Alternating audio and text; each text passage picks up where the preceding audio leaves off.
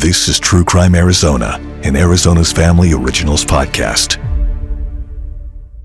Hey everybody, welcome to another update of True Crime Arizona, The Zombie Hunter. I'm your host, Briana Whitney, and with me here is investigative reporter Morgan Loew. And we do have some big updates to get caught up on today. Yeah, we have already reported that Brian Miller was found guilty of first-degree murder, kidnapping, and attempted sexual assault. Now we've moved into the penalty phase of this trial. This is like a new, separate mini-trial. And the goal of the prosecution is to show that Miller deserves the death penalty. The goal of the defense is to show that he should be sentenced to life in prison.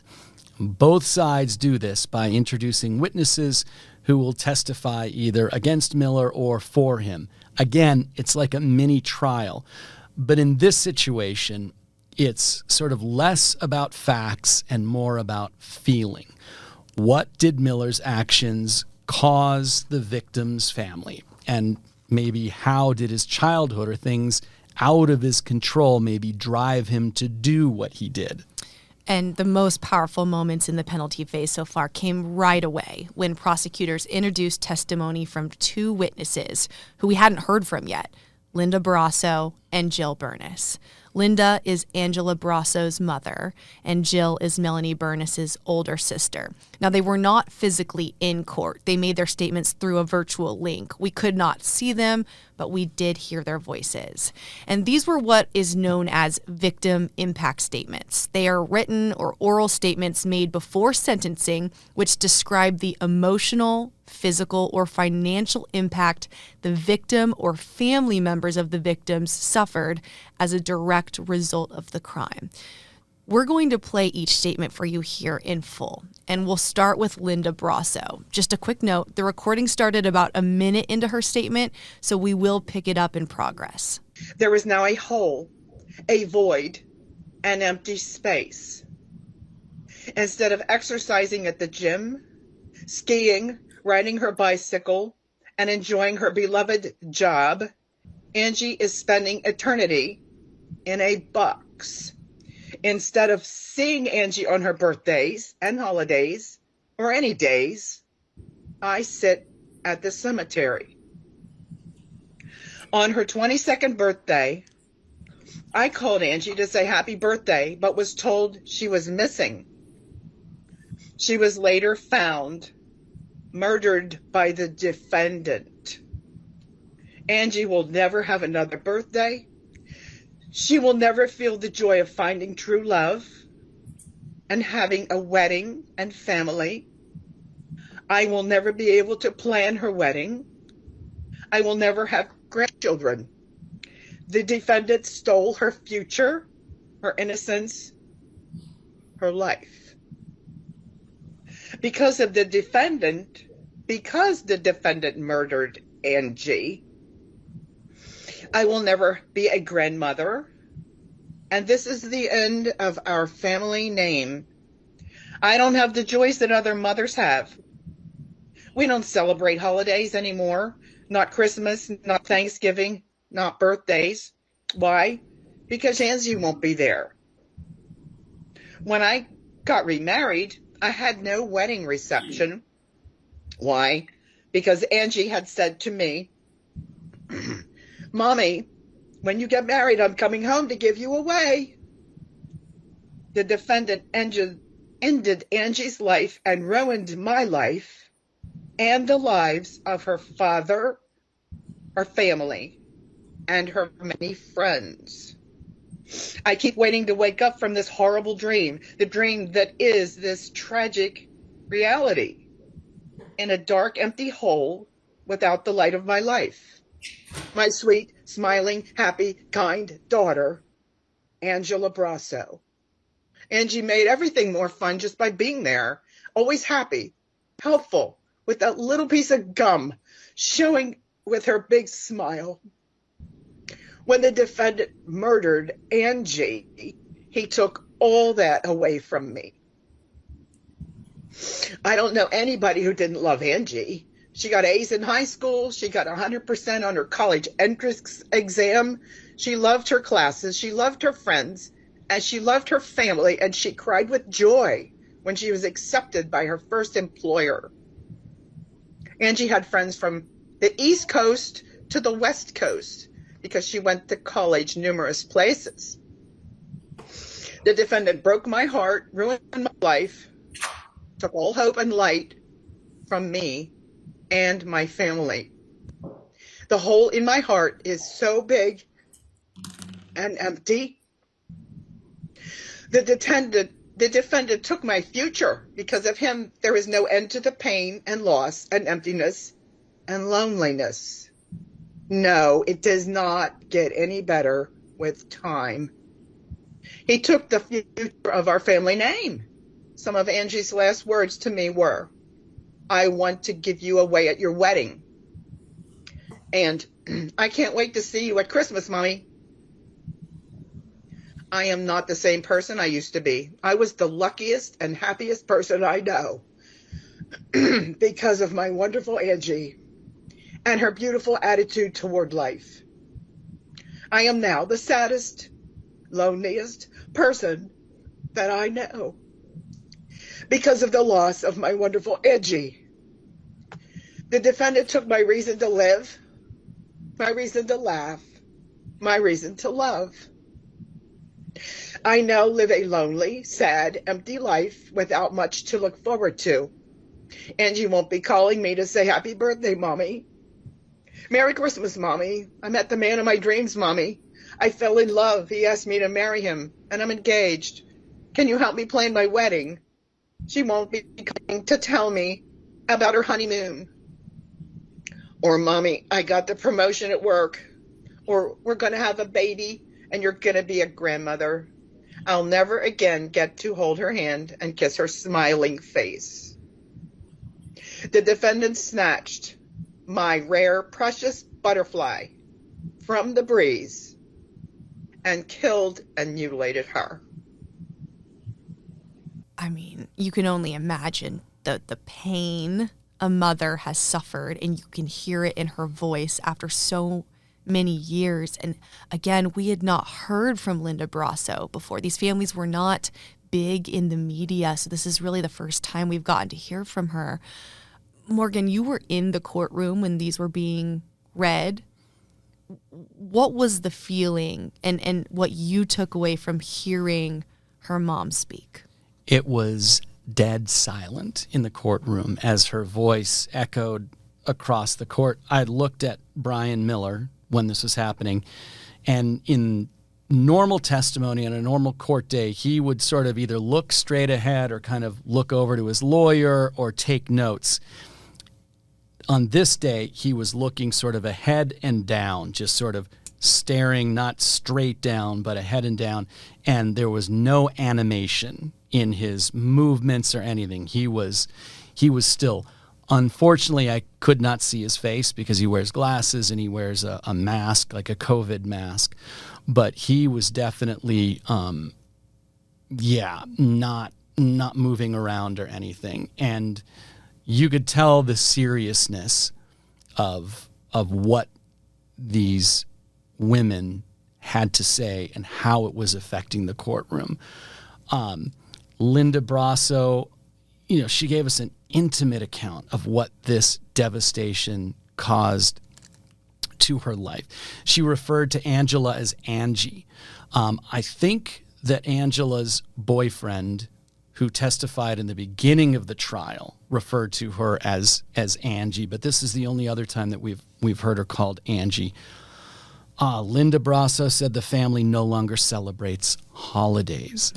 And her statement, "I am now the saddest person I know," that just summed up everything that she had to say. I was also watching Judge Suzanne Cohen during this time because the victim impact statements in this case are directed toward her. And she sat there and looked ahead, and you could tell she was taking in every word that Linda Brosso had to say.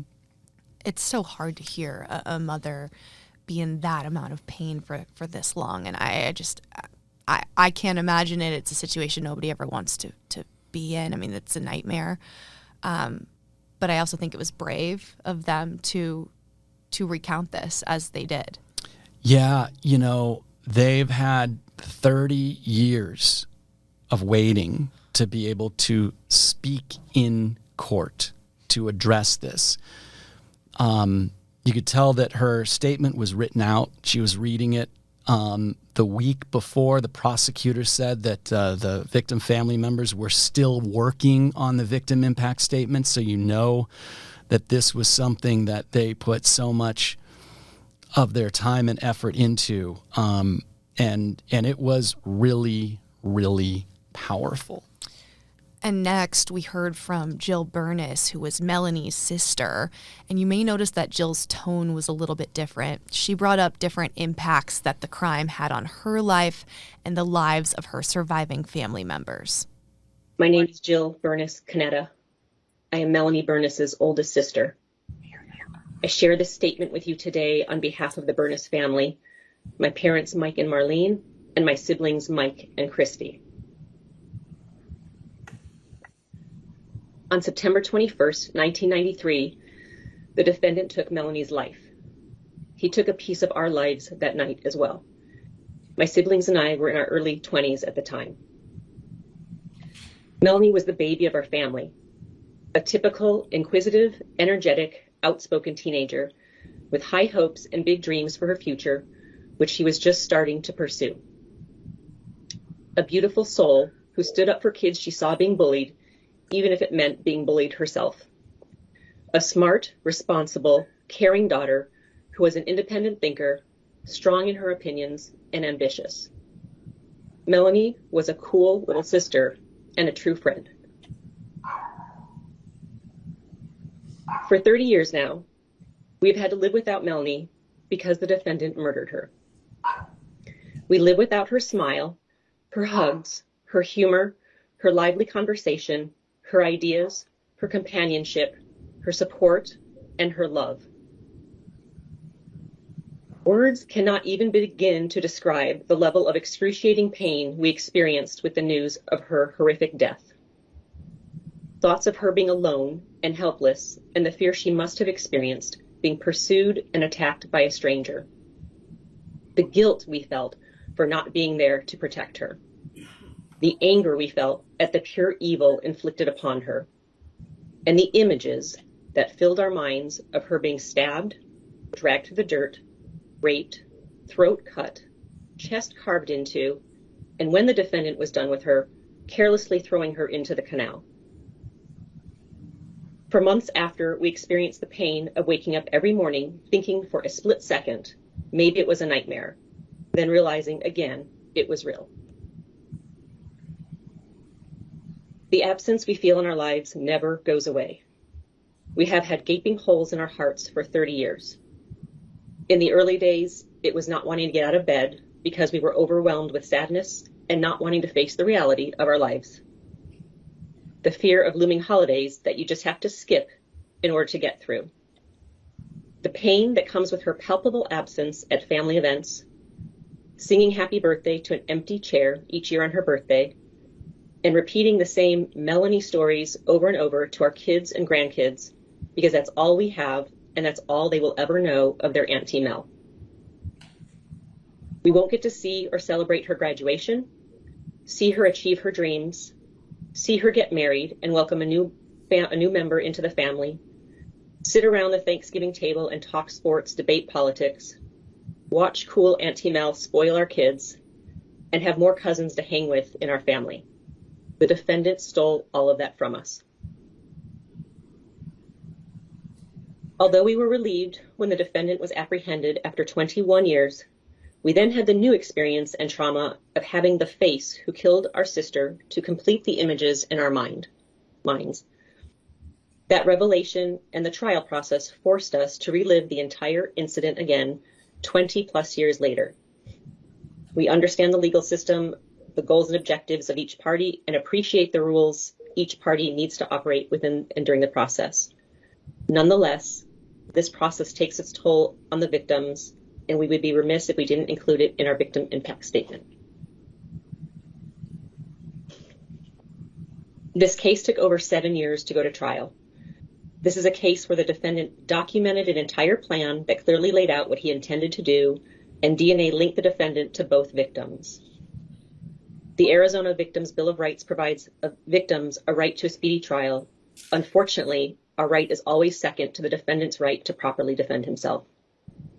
After the first 6 years, we were within a few weeks of starting trial and mentally preparing for it when the defense changed their defense to guilty but insane, derailing the trial for another year. By the time this trial ends, it will have lasted close to 8 months. The logistics of attending a trial of that duration alone are challenging, let alone listening to the content of the testimony at trial.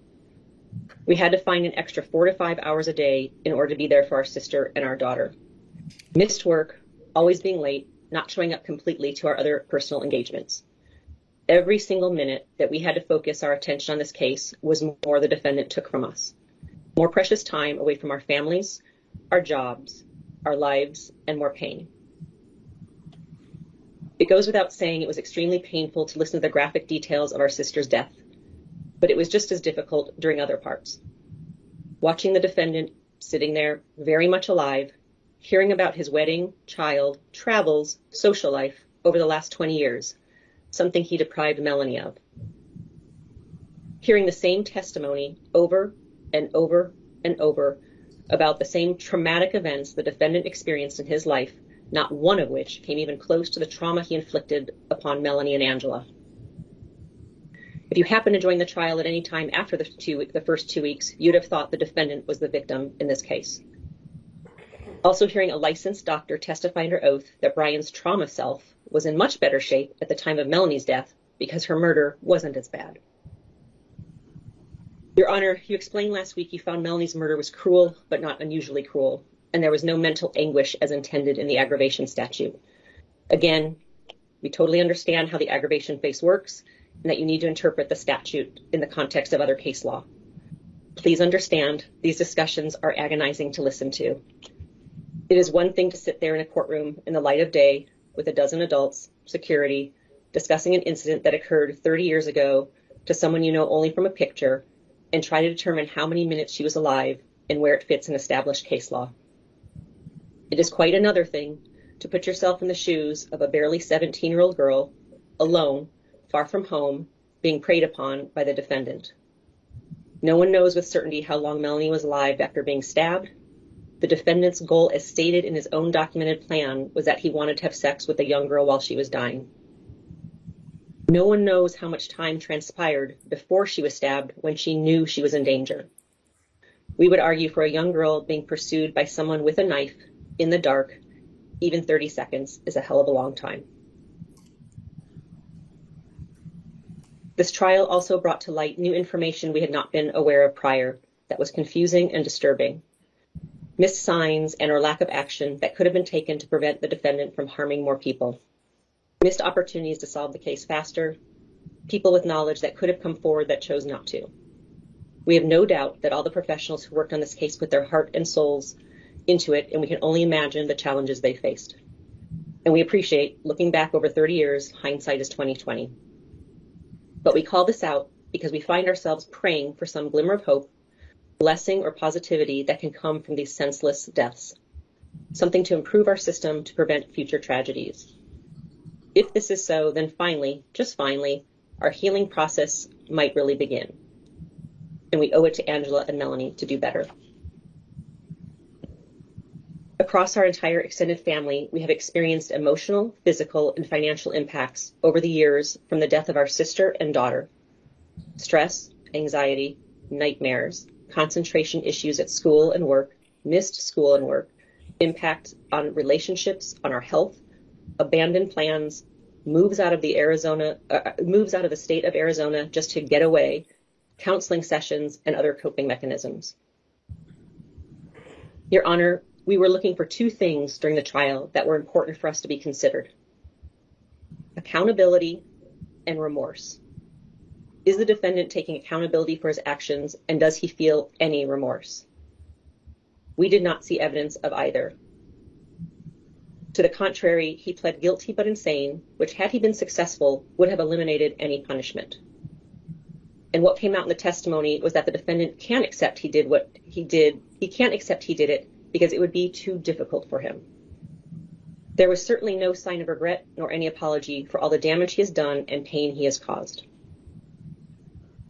How can one statement put into words all the pain and suffering we have endured, the impact to our family as a whole, and each of us as individuals? It has impacted the way we parent our own children, how we show up in the world, and how we now live our lives. We have changed forever because of these murders. How many hours of our lives have been taken away with the distraction, anxiety, anger, sadness, and loneliness from the defendant dragging us into and through his dark world? It's incomprehensible and immeasurable.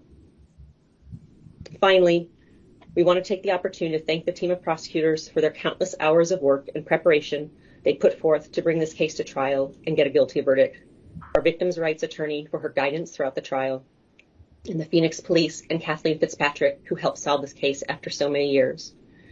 You all helped provide the closure our family sought for so long, helped prevent any future violence at the hands of the defendant, and the pain and suffering of more families. We'd also like to thank the court for finding a way for us to participate virtually over the last year, and the friends of ours who have been by our side throughout the entire trial. And of course, our condolences to all the victims in this case and their families. Thank you. What struck me here was just the anger that you could hear from Jill Bernas, which was different than what we heard from the Brosso family and Angela's mom, which was so sad, so emotional. The emotions definitely seemed to manifest themselves more in this anger, this madness from the Bernas family. Morgan, what did you take away from what she was saying? Yeah. And how she was saying it? Jill Bernas definitely had a little more of an edge to her tone. You know, she discussed the toll that this took on her family, saying that some of them had to move out of Arizona as a result of this because it kept reminding them of this. She spoke to the impact that the delays, the constant delays, first of all, waiting decades for an arrest to be made, but then the delays in the trial, being ready for trial and then it being delayed again. She said they waited 6 years, they were ready, and then the defense changed its tactic, and then they waited again. She talked about like the real life difficulties of what it was like for family members to have to dedicate 4 to 5 hours each day to show up, not in this case in court, but in front of their computer so they could listen and watch the proceedings. And she said they did it for their sister and daughter, and that was so difficult.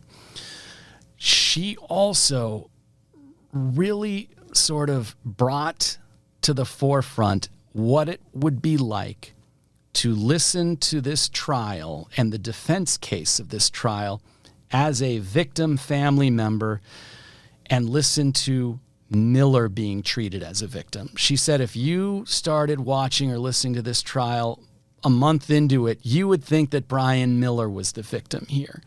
And I get that. You know, the defense had to put on a defense that showed him with the mistreatment that he had as a young person and the mental illness. But as a family member of somebody that he killed, that had to have been gut-wrenching and caused a lot of anger, and Jill really spoke to that. And then at the end, she said, we were waiting to hear that there was any indication that he was showing accountability or remorse. And she said that they saw none of that.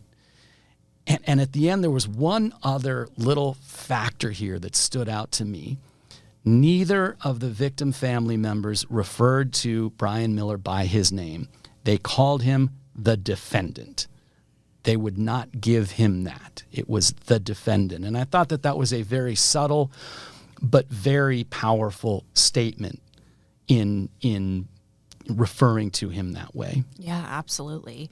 And prosecutors here, they only introduced the testimony from those two witnesses, and then they rested their case. That's a pretty clear indication they believe those two victim impact statements were all they need to convince Judge Suzanne Cohen that Miller should be sentenced to death. Yeah, contrast that with the defense, where they have indicated they were going to introduce testimony from something like 26 witnesses. Yeah.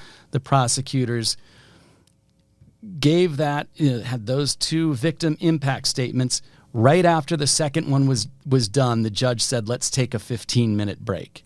And it was like, wow, you could tell everybody in the courtroom needed to take 15 minutes to decompress, including apparently the judge.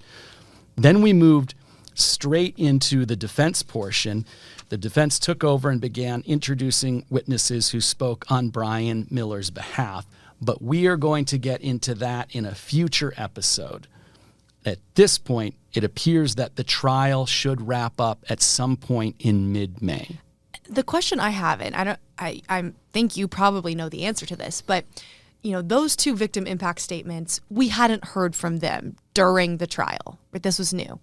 26 witnesses for the defense to call back. How is that going to be different than all of the defense witnesses we heard from the first time?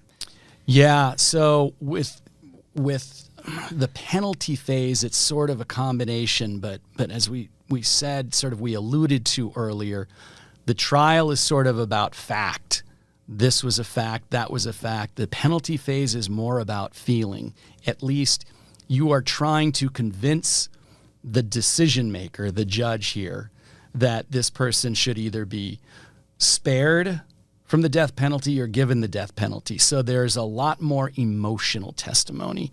The first witnesses that the defense put forward were people who knew Brian Miller when he was a little kid and knew about the abuse that he suffered at the hands of his mother and really testified about that. So it's not so much facts here. It's a little more tugging at the heartstrings. Now, the defense is also, I believe, going to introduce testimony from psychologists, and I believe at least one of the psychologists who testified already.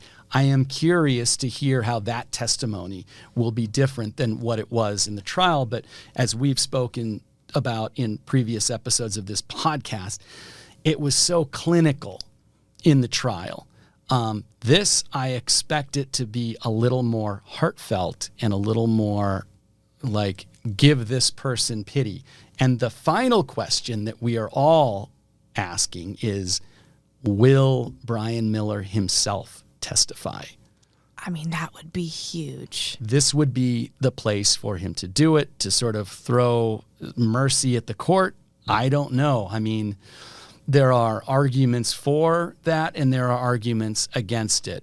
The only thing that we know is we will find out at some point within the next couple of weeks. And that also just, it's so crazy because we've mentioned this before in the podcast. We've barely heard Brian talk ever. Mm-hmm. So to think about him taking this stand, I mean, that would be huge. I don't know how else to describe it other than the fact that would be a big deal. Yeah, and so you have the tactic that the defenses used the whole time, which is Brian Miller doesn't remember the murders, and that he was, not guilty by reason of insanity, so he didn't remember them and he didn't have his faculties. But that wouldn't work if you were taking the stand asking for mercy, because at that point, and we've heard from in the victim impact statements, they wanted him to show remorse, accountability. And so you've spent 6 months saying that this person is insane, and then he goes on and says, please forgive me, whatever, but give me mercy. It kind of goes against the strategy the whole time. So I don't know. We'll see. I guess if that was the case, he would have to say, I am remorseful for these actions I don't remember, that I don't recall. And that's a tough, even just saying that right now, I mean, I don't think that, it doesn't sound right. That works. No. So I guess we'll see. And so we will bring you more episodes as we continue to go through this. We're looking at a few more weeks here. But once we learn more what is happening in the defense's side of this, we'll bring you that witness testimony. And then, of course, the big thing we're all waiting for is this sentence. Will it be sentenced to death or will it be life in prison? And those are the only two options because the defense is arguing for life in prison, correct? Yeah. So that's what we're looking at. Of course, we will bring you all the latest as it continues to unfold and then come to the conclusion, which we've been on this journey with all of you now for the better part of couple of years. Yeah, we started looking into this in 2021. Yeah. and just going through all that research. So a long time coming for all of this. We thank you guys for being along this journey with us through the case as it unfolds in real time, and we'll bring you the latest as this continues. This is True Crime Arizona, an Arizona's Family Originals podcast.